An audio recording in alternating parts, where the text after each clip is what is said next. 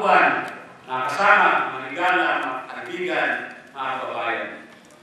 Pinapalaking hamon sa atin sa kasalukuyan ang pagtulak ng momentum at isigaw ng pagbabago mula sa kasalukuyang bulok, kurap at pahirap na sistema. Kailangan palakasin ang tumuling progresibo ng bagong rehimen sa pagbunsod ng malakas na kilusan masa para sa pagbabago ng mga patakaran at sistema para sa masa at sa bayan. Sana ang buhay ay walang dulo.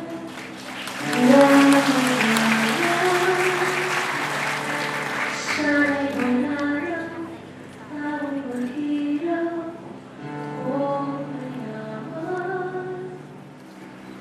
Ang magkaroon ng tunay na reforma sa lupa bilang hakbangin ng justisyang panlipunan.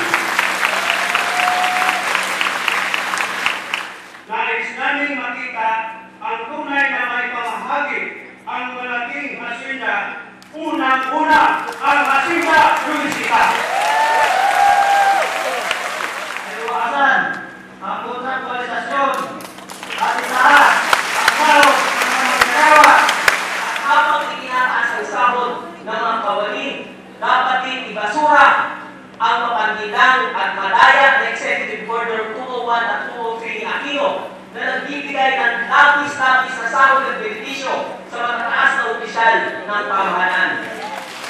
Nananawagan kami na ipakigil ang mapanirang malalaking kambuhalang pagbibinan sa nagkayuhang pagbibinan sa pagbibinan. Serbisyo at hindi negosyo katulad ng private-public partnership ng LRT at MRT. Kailangan suportahan ng gobyerno ng mga Pilipinong siyentista at inventor at magamit ang kanilang kaalaman para sa pambansang pagtungan. Siyempre, gusto natin lahat, ang panawagan natin ay ang mabilis na internet.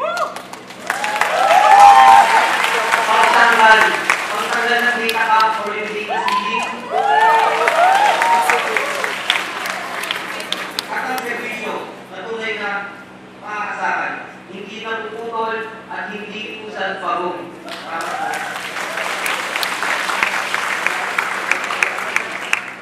Sulong ang pambansang soberanya, isulong ang malaya at independenteng patakaran panlabas.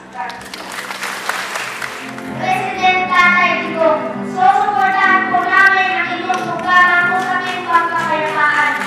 Sana po isa po kami sa inyong priority sa mga nagtitis na umayakang makauwi na sa aming mga komunidad. Hindi na muling makalipas, hindi na muling babasaan ng militar at mga military na inuugasan nila. Mapayapan na sana kaming mabuhay sa aming mga komunidad at lalong-lalo na po sa aming lupang linulong. Nakakasa po kayo na buong-buong po ang ating suporta dito sa pagtataguyod ng 15 puntong programa na inyong hinahatag ngayong araw na ito ng National People Summit. Mabuhay po!